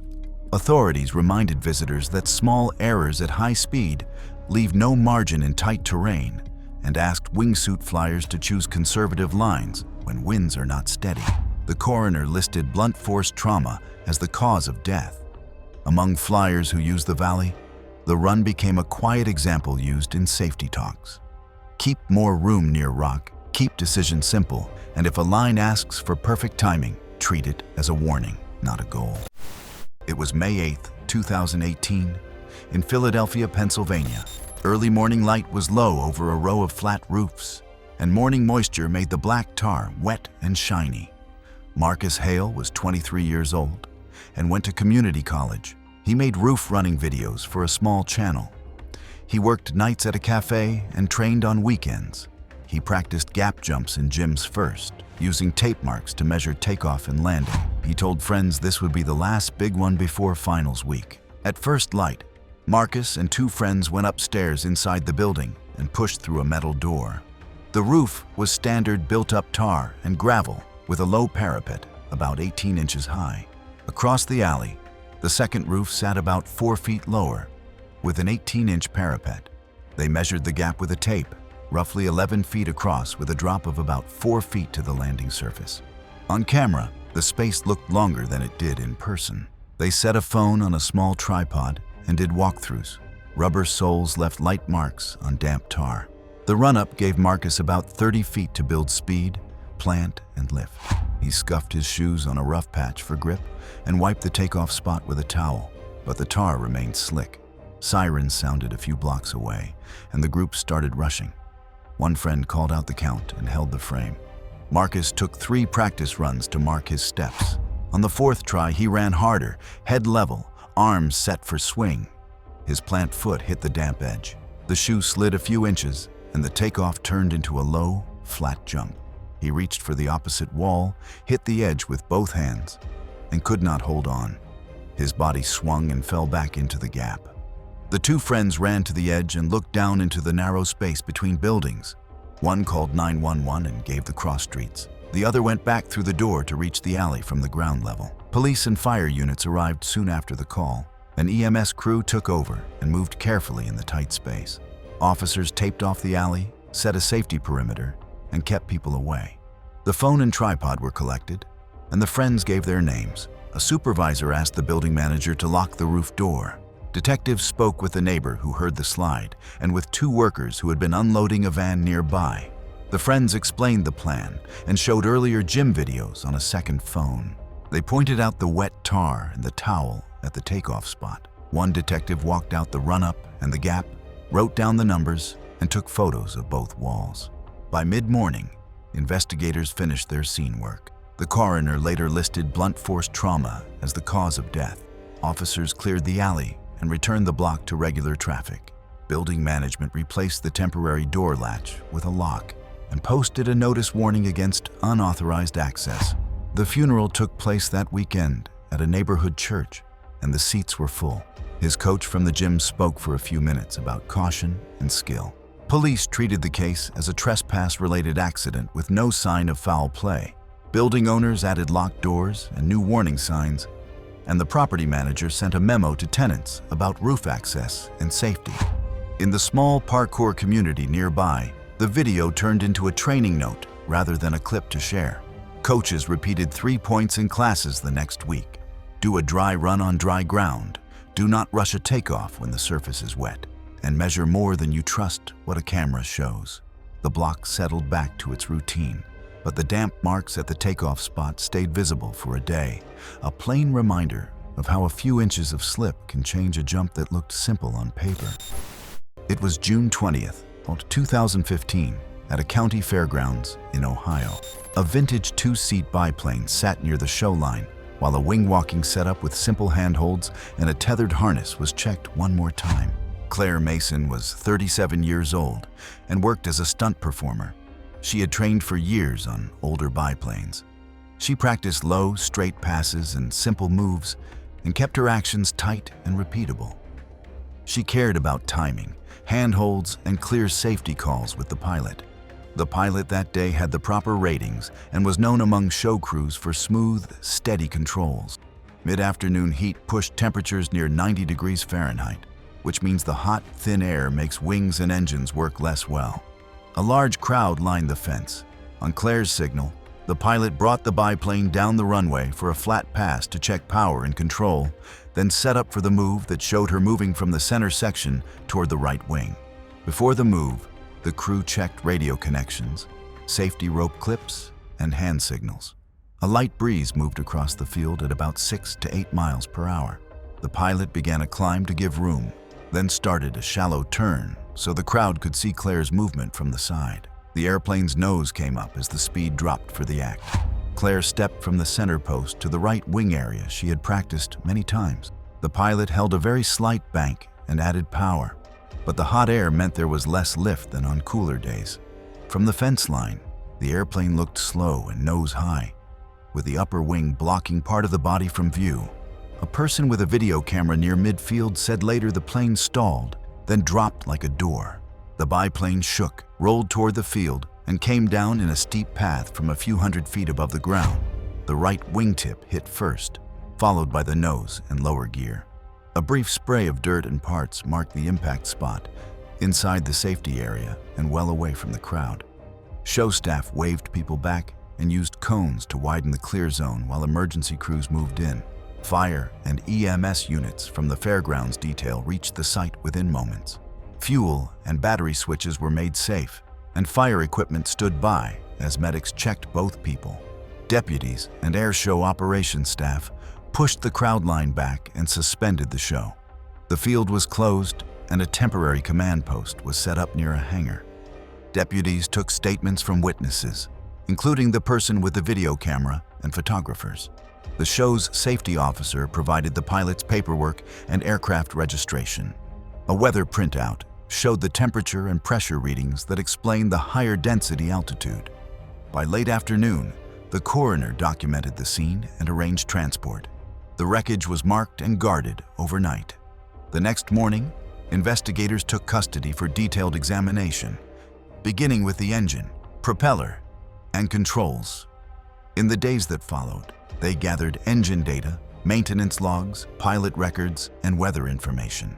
Video from several angles was also reviewed, with the focus on airspeed management and climb performance in the afternoon heat. The coroner listed blunt force trauma as the cause of death for both people. A joint memorial honored both Claire and the pilot at the airfield the following weekend. Flowers were placed at the edge of the runway.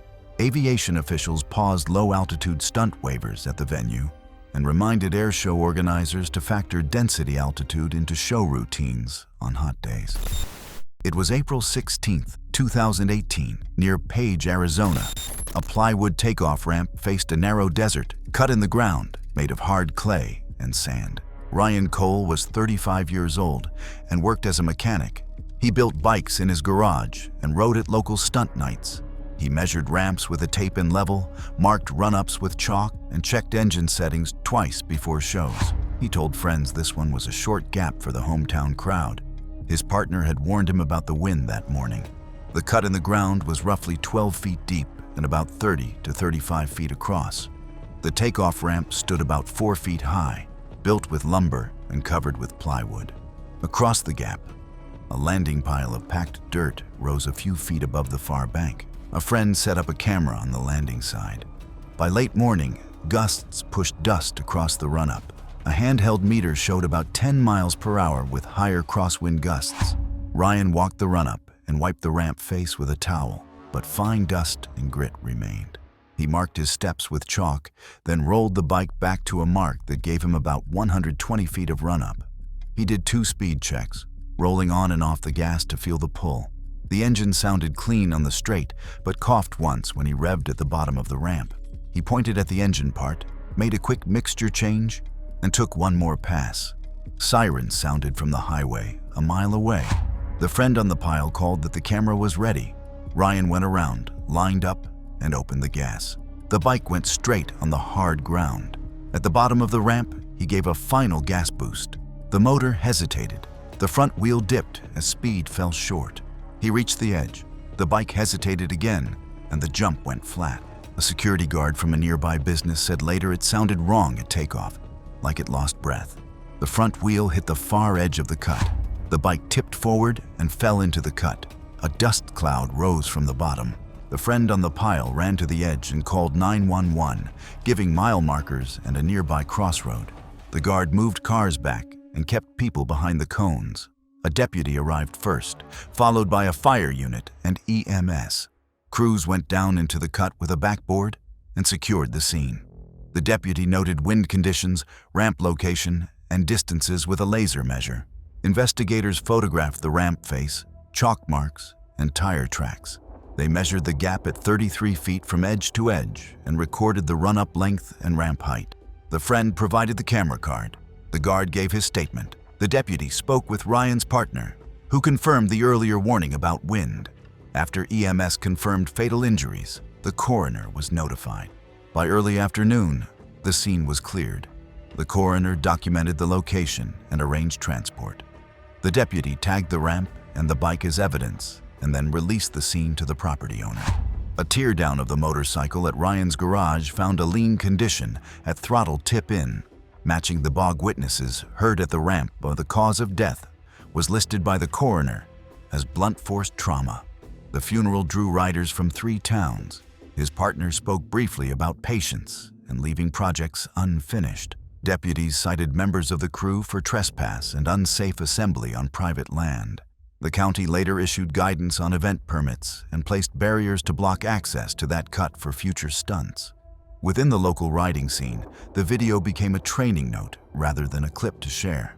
Riders repeated 3 points the next week. Test throttle response underload. Do not launch with dust on the face. And call it off if wind hits double digits with gusts. Thanks for watching. Want to watch more? Click on your screen now.